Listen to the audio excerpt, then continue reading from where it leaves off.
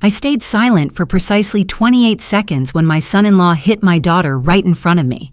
The kitchen light was brighter than usual. The second hand of the wall clock ticked steadily, painfully clear.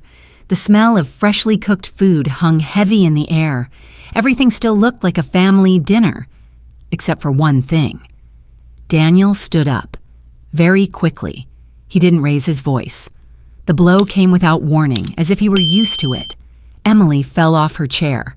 She didn't scream. Then I heard clapping. My daughter's mother-in-law, Barbara, stood up and clapped slowly. She looked at her son, gave a slight nod, and said calmly, "She needs to be taught how to be a wife."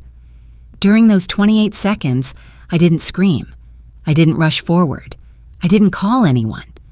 I looked down at the tablecloth. A small water stain was spreading. Not yet thoroughly soaked in. There was only one short thought in my mind. If I react the wrong way right now, she will pay for it for a long time. My name is Margaret Collins. I am 59 years old. I am a family lawyer with more than 30 years of experience handling domestic violence cases. I have sat in countless courtrooms. I have heard stories that outsiders think could never be real.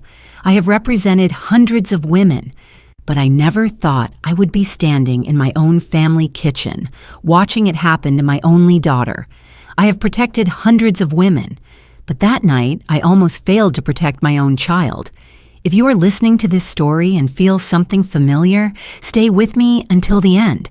And if you value family stories told slowly and honestly like this, you can subscribe to the channel so you don't miss the next ones. There are some things that sometimes we only realize when it is already too late. Before everything changed, my family was not perfect, but it was peaceful. My husband, Thomas Collins, was a gentleman. He didn't talk much. He didn't like to show off.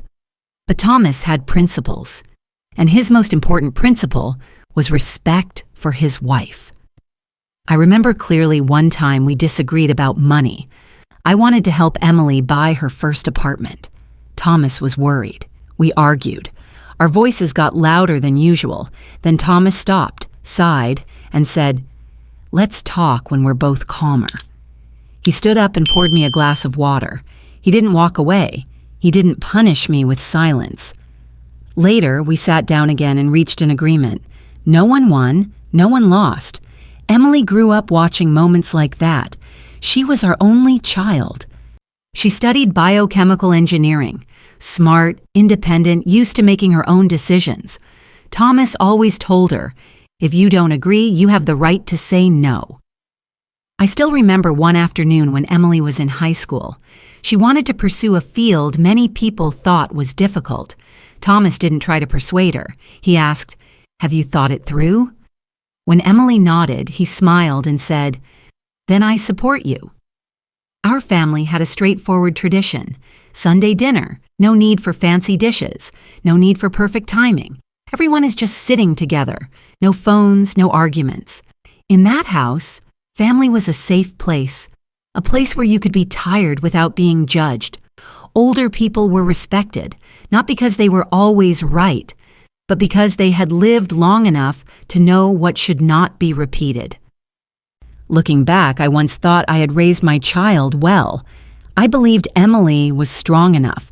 I thought she would never accept being mistreated, and that belief made me careless. Thomas passed away on a very ordinary morning. I was at the office when my phone vibrated, an unfamiliar number. The voice on the other end was brief. "Are you the wife of Mr. Thomas Collins?" I don't remember clearly whether I heard everything that followed. I only remember sitting down. My hands shook so badly I could barely hold the phone. At the hospital, everything happened very fast. The doctor talked about a heart attack, about how no one had time to react. I looked at Thomas lying there, quiet, as if he were sleeping. The watch he wore was still on his wrist. The hour hand had stopped. After the funeral, the house felt strangely empty. Not because things were missing, but because a person was. The chair Thomas used to sit in was still there. The coat he always hung behind the door hadn't been put away. I didn't cry much, not because I was strong, but because I was hollow. And in that emptiness, Emily stepped up. She stayed with me more often, cooked, reminded me to eat, sat beside me when I said nothing. One time I saw Emily standing at Thomas's bedroom door for a long while. She turned to me as if she wanted to say something. I spoke first. "I'm okay. Don't worry about me." Emily nodded and walked away. That was a moment when she wanted to talk, and I didn't ask further. I was consumed by grief over losing my husband. I believed my daughter was strong enough to get through things on her own. When Emily said, "I'll be fine," I believed her. That was my first mistake. One evening while I was cleaning, I found Thomas's watch in a drawer. The hands had been frozen since the day he died. I picked it up and said casually, "Time will heal everything." Only later did I understand. Time does not always heal. Sometimes it only hides cracks that are quietly growing, and I let that emptiness remain for far too long. Emily met Daniel about 8 months after Thomas passed away. She told me on an ordinary afternoon while I was making tea in the kitchen, "I'm seeing someone." Emily's voice was calm, not overly excited. I nodded. I was happy for her, but I didn't ask much. Daniel Wright was a technical consultant for an infrastructure construction company. The first time we met, he arrived on time. He was neatly dressed. He spoke slowly. He stood up to greet me first. He called me Mrs. Collins. He held eye contact just enough, not overly familiar. My first impression was that he was a proper man. That first meeting lasted longer than expected. Daniel helped me carry things from the car into the house. He fixed a loose door handle, no showing off. Emily looked at him with the same expression I had seen when she talked about projects she loved: trust, hope. Daniel spoke smoothly. He knew how to listen. He knew when to nod. But even that evening, there were a few tiny things. Emily was talking about a research project at her lab. Daniel cut in. "I think that stuff is too complicated. You do so much. It must be exhausting." Emily smiled. I didn't. Later, Daniel joked, "Women who are too smart can be hard to live with." He laughed first. Emily laughed along. I smiled a beat later. I reassured myself. It was just a joke. Maybe I was being too sensitive. Daniel continued to appear regularly. He drove Emily home. He called to check on me when he heard I wasn't feeling well. Once he said to me, "I think Emily is lucky to have a strong mother like you, but women who are too strong, they get tired easily." I nodded out of reflex. That night, I lay awake for a long time. There was a very faint sense of unease, not clear enough to object, not strong enough to warn anyone, and I chose to stay silent. Not because I trusted Daniel completely, but because I respected my daughter's decision, and because I was afraid of becoming a controlling mother, someone who doubts every choice her child makes. I once believed that if I raised my child well enough, she would recognize danger on her own. I didn't know that. Some traps look very much like safety. I met Barbara Wright not long after Daniel and Emily officially started dating. She was a few years older than me, dressed, spoke softly. Barbara often talked about traditional family values. Her tone was never harsh, just familiar phrases, repeated again and again. In the old days, women didn't put their ego first. A peaceful family depends on a wife who knows how to yield. The first time I heard it, I didn't react, because it was the viewpoint of an older person, and I respected that. Barbara didn't criticize Emily directly. She compared.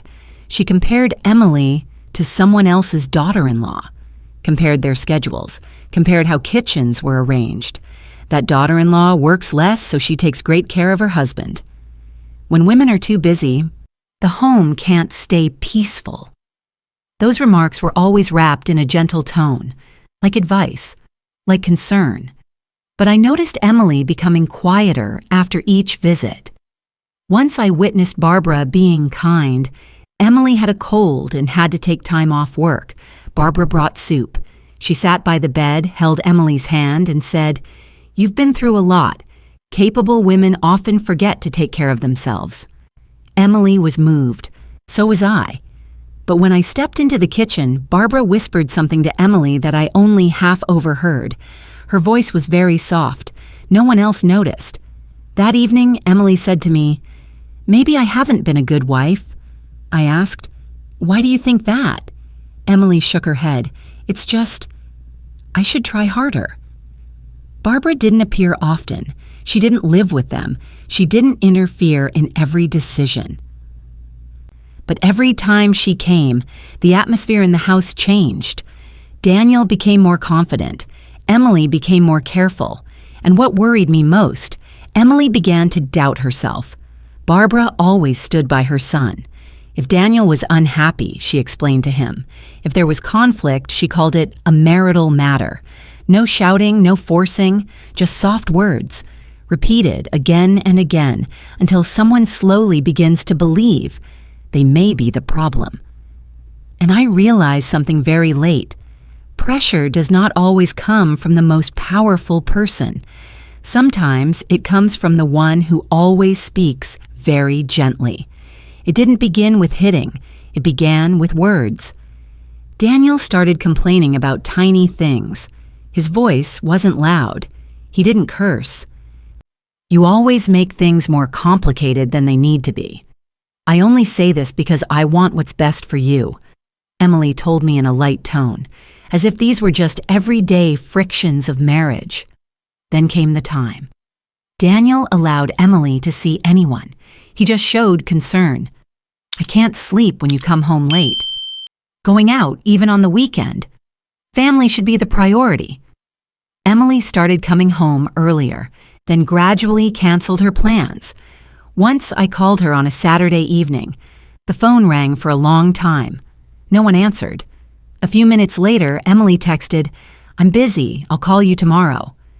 The tone of the message was different from before. Short, careful. Then came money. Daniel suggested combining accounts. He made it sound reasonable.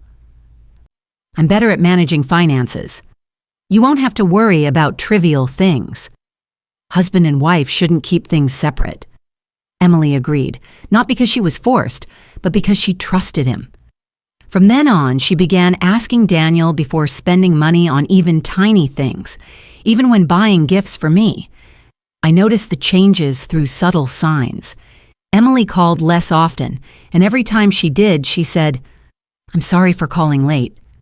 "I'm sorry for making you worry." I asked, "Is something wrong?" Emily replied, "I'm fine." One afternoon, Emily stopped by my house. She was wearing long sleeves, even though it was pretty warm. When she bent down to pick something up, the sleeve slid up a little. I saw a faint bruise on her wrist. Emily quickly pulled her sleeve back down. I bumped into a door. I looked at her. She looked at the floor. I didn't ask more. Another Sunday, dinner was canceled. Emily texted close to dinner time. "Daniel is tired. I'll stay home so things stay calm." I sat alone at the table. The food slowly grew cold. At that point, I still couldn't name what was happening, but I began to feel like I was losing my daughter, not losing contact, but losing her ease. And I didn't know that. Those gentle words were paving the way for a night that none of us would ever forget.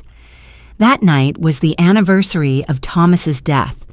I didn't plan anything special, just a small dinner, the way our family always did. Emily arrived early. She went into the kitchen and cooked the stew her father used to like. Daniel arrived later. Barbara came with him. The kitchen lights were softly bright. The table was neatly set. I noticed Emily's hands trembling slightly as she poured water. Just a little. One drop was spilt onto the tablecloth. Very small, almost unnoticeable. But Daniel stopped. He put his fork down. The sound of metal hitting the plate rang out, unpleasantly loud. "Can't you focus?" His voice was low, rigid. Emily hadn't had time to answer. Daniel stood up. The strike came fast, without hesitation. Emily fell off her chair. The chair tipped backwards. For a moment, the kitchen went completely silent. Then came the sound of clapping. Barbara stood up. She clapped slowly. her face expressionless. "She needs to be taught how to be a wife." Her voice was calm, as if she were commenting on a dish. I didn't scream. 28 seconds. In those 28 seconds, I saw many things. Daniel's eyes, not angry, but familiar. Emily's eyes, not shocked, but ashamed. Barbara's eyes, calm, certain. I looked down at the tablecloth. The water stain was still there, not thoroughly soaked in yet. I knew what I had to do. If I rushed forward, they would say I was hysterical. If I screamed, everything would turn chaotic. I needed evidence. I needed witnesses. I stood up, not shaking, not crying. I took out my phone and called the police. "My name is Margaret Collins. There is domestic violence at this address. I am a direct witness." Daniel turned to look at me. The confident smile disappeared. For the first time that night, I saw a man realize he had gone too far. And I knew from that moment on, our lives would never be the same again. Daniel was arrested that same night. No resistance, no shouting, just cold handcuffs, and a man lowering his head as he walked out of the house he once thought was his. Barbara was not handcuffed, but she was placed under investigation shortly afterwards. I knew from that moment nothing would be simple anymore. The husband's family did not stay silent. The phone started ringing nonstop. Messages poured in. Family matters should be handled within the family. Don't make this a big deal. Emily is partly at fault too. Then they suggested a meeting. One afternoon at a quiet cafe. Daniel was not there. Only his relatives and a lawyer. They spoke softly, very politely. "We want to settle this peacefully. Daniel is willing to apologize. This can all end smoothly." Then someone slid a stack of papers toward me. An agreement, a number, in exchange for withdrawing the charges. I didn't touch the papers. I said, "No." From that moment on, the tone changed. Emily was temporarily placed on leave from work. The reason given was to allow time to stabilize her personal situation. Friends began to keep their distance. Some didn't reply to messages. Some said it outright. "We don't want to get involved in trouble." My daughter lost her job, lost her friends, and lost her sense of belonging anywhere. One day, Emily didn't get out of bed. She lay facing the wall, didn't eat, didn't speak. I sat beside her for a long time, not knowing how to comfort her. As for me, I was scrutinized. My professional record was reviewed again. Old cases were pulled out and re-examined. People whispered behind my back, "A lawyer involved in family drama. How can she be objective?" That was my second mistake. I believed the truth would be enough, and fast enough. I thought clear evidence would end everything. I underestimated psychological warfare. The exhaustion didn't come from the courtroom. It came from suspicious looks, whispers, questions no one asked directly. We didn't just have to prove what Daniel had done. We also had to prove that we were not lying. And in that battle, the cost of truth. It is not something everyone is willing to pay for. The truth didn't appear all at once. It emerged in small pieces through the investigation and extended interviews. I reread Daniel's family records, details no one had paid attention to before. Daniel's father had been a taciturn man. Neighbors described him as easygoing, non-confrontational. But in old notes, there was one short line. He rarely participated in family decisions. I met an old acquaintance of their family. She spoke very softly, as if afraid her words might hurt someone. Daniel's father was gentle, but at home, he had no voice. Barbara was the one who decided everything, from finances to friendships to what the children should think. If her husband disagreed, she called it irresponsibility. If he stayed silent, she called it being understanding. No one called it abuse, because there was no shouting, no visible injuries. Daniel grew up in that environment, a child who learned that love comes with control. Silence is a way to survive, and power does not need permission. It explained many things, but it did not excuse them. During one interview, Daniel looked at me for a long time. The defiance was gone. "I didn't think it would turn out like this," he said. That was the first time I saw Daniel waver, not because he truly understood Emily's pain, but because he realized he was losing the thing that had made him feel safe, control. "I saw my mother do that too," he said quietly, and I thought it was normal. I didn't argue. I didn't comfort him either. I said only one thing: understanding why you did it does not mean accepting it. Daniel fell silent. Some people are not born to cause harm, but they grow up in environments that teach them that hurting others is a way to keep them from leaving. Necessary understanding, not to forgive, but to make sure it is not repeated. And I knew if we did not stop it here, that cycle would continue in another family under another name. Emily was the one who asked to meet Daniel, not because the law required it, not because I advised her to. She told me very calmly, "I need to say the last words, not for him, for myself." The visitation room at the detention center was cold and empty, a metal table, 2 chairs facing each other. Daniel was brought in first, thinner, his shoulders slumped. When Emily walked in, he stood up out of reflex, then sat back down. Emily sat up straight. Both hands are resting on the table, not shaking, not crying. Daniel looked at her for a long time, then said, "I'm sorry." Emily didn't respond right away. She took a soft breath. "I didn't come here to hear an apology," Emily said. Her voice was steady, not raised, not trembling. Daniel opened his mouth as if to say more. Emily lifted her hand gently. "Let me finish first." Daniel fell silent. "I didn't come for revenge," Emily continued. "The law will do its part. I came to make one thing clear." Daniel lowered his head. I saw his hands clench. "I choose to leave," Emily said, "not because I am weak, but because I am clear-minded enough to know what I deserve." Daniel looked up. His eyes were red. "You didn't lose me because of the trial," Emily went on. "You lost me the moment you believed you had the right to control me." Daniel whispered, "I thought that was love." Emily shook her head. "Love doesn't make people afraid. Love doesn't make someone apologize for existing." She paused briefly, then spoke more slowly. "I don't hate you, but I don't forgive you either. My boundary ends here." Daniel bowed his head. His shoulders shook. There was no loud crying, only the quiet collapse of someone realizing for the first time that he no longer had any power.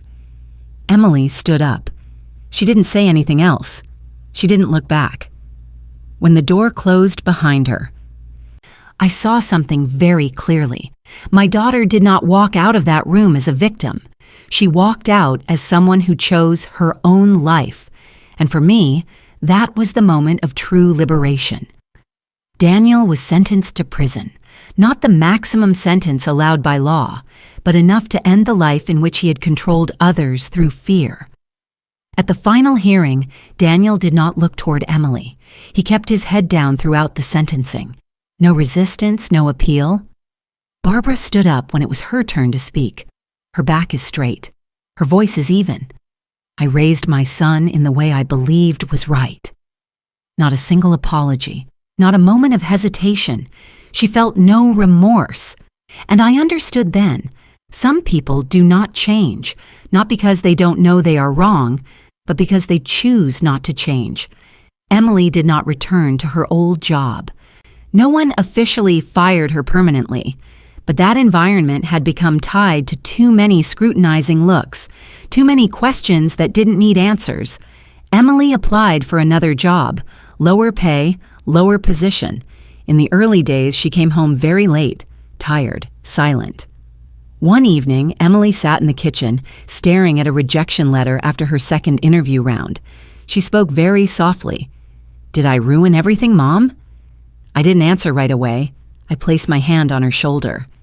"You saved yourself." Emily said nothing more. But I saw her turn her face away, quickly wiping the corner of her eye.